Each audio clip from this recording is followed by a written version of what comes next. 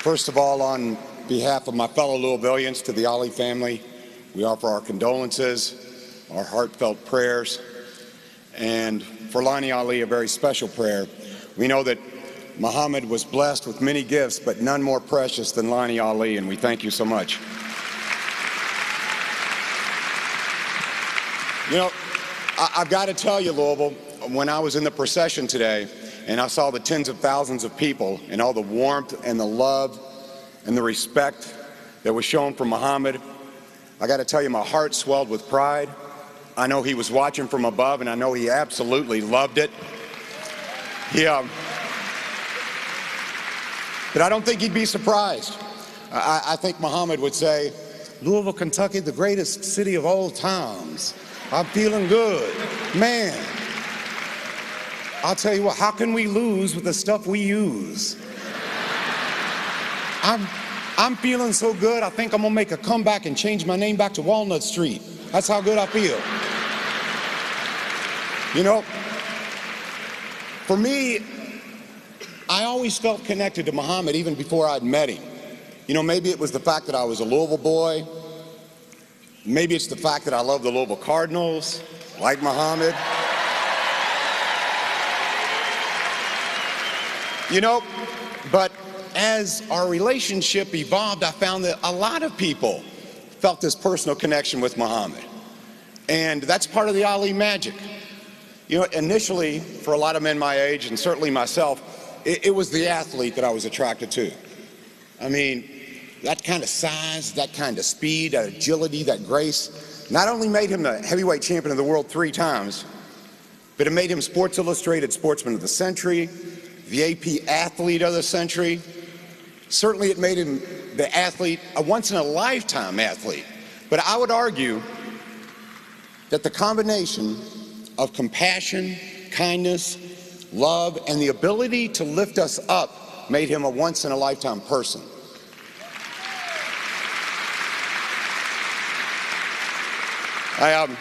You know, Muhammad was blessed with many gifts, as I said, and he was a wise and faithful steward of those gifts. There's many stories about Muhammad, but there's a couple that really, to me, encapsulate what he was all about.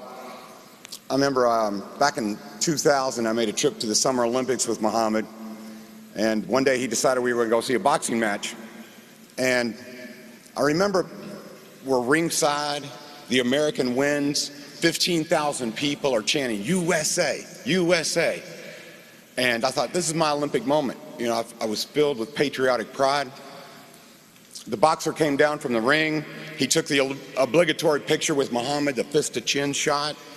Hundreds of photographers from around the world were taking pictures. You know, thousands of people cheering for Muhammad and this victorious fighter. And then Muhammad leaned down to me, whispered in my ear, said, I want to see the loser. I said, excuse me? I want to see the loser. So I motioned over to an Olympic official and I said, you know, Muhammad wants to see the loser. Can we go to the losing locker room? And we get to the losing locker room, and there's not tens of thousands of people. There's not any photographers. There's just a kid in the corner on a stool. He's got a towel around his neck. He's got a bloody mouse under his eye. This has got to be the lowest point of his athletic career at the very least. Felt like he let down his country. He's defeated. And the vibe in that room was literally the lowest of low. But then when Muhammad walks in, this kid recognizes him instantly. And in broken English, he says, Muhammad Ali. And Muhammad started dancing. He said, show me what you got, man. Show me what. And Muhammad starts throwing out jabs, and this kid starts ducking and smiling. Muhammad grabs him in a bear hug. And he said, I saw what you did out there, man. You look good, man. You're moving good. You can be a champion, man. You don't give up. And I remember it warmed my heart how he took this kid from here to here in an instant. And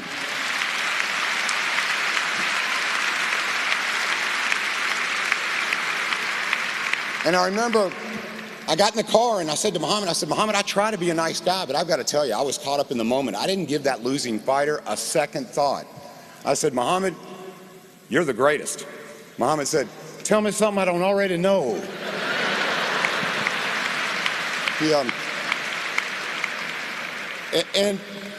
But what I don't want people to forget, no doubt, to me, he is the finest example of a human that I've ever seen, the finest example of a great human being that I've ever seen, of the kindness that a human possesses. That was Muhammad Ali. But don't forget about this, man. Muhammad was the coolest cat in the room.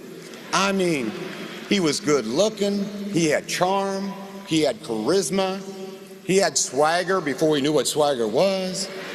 I mean, I remember, when it was about 25 years ago, he came in town to visit his mother, and he wanted to go to Outback Steakhouse. I had a friend there who was a big Muhammad fan. So we come in, and at the time here in Louisville, there was a fireman's convention. And all of these guys had their engine numbers on their shirt, and sure enough, I'd seen this scene a million times, man. These guys line up for an autograph, and I say to Muhammad, I said, Muhammad, if you'd like, I'll play the bad guy. You know, I'll tell him to let you eat, and you can sign autographs later. Muhammad would have none of it. He's like, no, I'll sign between bites. So he's taking bites of his food, and he's signing. This one guy walks up, and you can tell he's a big fan. I mean, he knew Muhammad. He was scared to death. All this adrenaline flowing. He said, champ, he said, I saw the stance you made in the civil rights movement. I saw your stance against the Vietnam War. He said, I've got to tell you, champ, you're my hero. He said, I've got a picture of you at the firehouse. You're my hero. Muhammad instantly, he wanted to change the channel. So he said to the guy, he said, you know, you're the real hero, jumping in fires, saving lives, saving babies, putting your life on the line. He said, man, you're the real hero. And the fireman responds real quickly. I mean, he knew all the nicknames. He said, man, but you fought the bear, Sonny Liston. He says, you fought the rabbit, Floyd Patterson. You fought Big George Foreman. You fought Smoking Joe Frazier. Muhammad interrupted him real quick, and he goes, yeah, but Joe wasn't really smoking.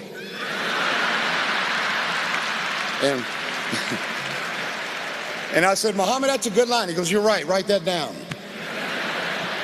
But it wasn't all about signing autographs and kissing babies. You know, if there was a village that needed food in a third world country, Muhammad was on plane, will travel with check. If there was a conflict and he could be part of a resolution, again, Muhammad will travel. As Lonnie had mentioned, if there were hostages to be released, Muhammad was a man of action. One of my favorite quotes, and I think it's right here in your program, Muhammad said, service to others is the rent you pay for your room here on earth. And I just want to say, champ, your rent is paid in full. Your rent is paid in full. Your rent is paid in full.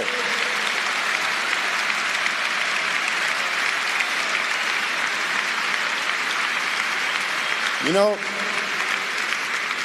in fact, I think he's paid it forward, because he has taught us to love rather than to hate, to look for commonalities rather than differences. And so therefore, I think he's really paid it forward for all of us. So, as we all know now, you know, the fight is over, but I'm here to tell you, the decision is in, and it is unanimous. Because of Muhammad Ali, we all win. The world wins. Thank you so much, Muhammad.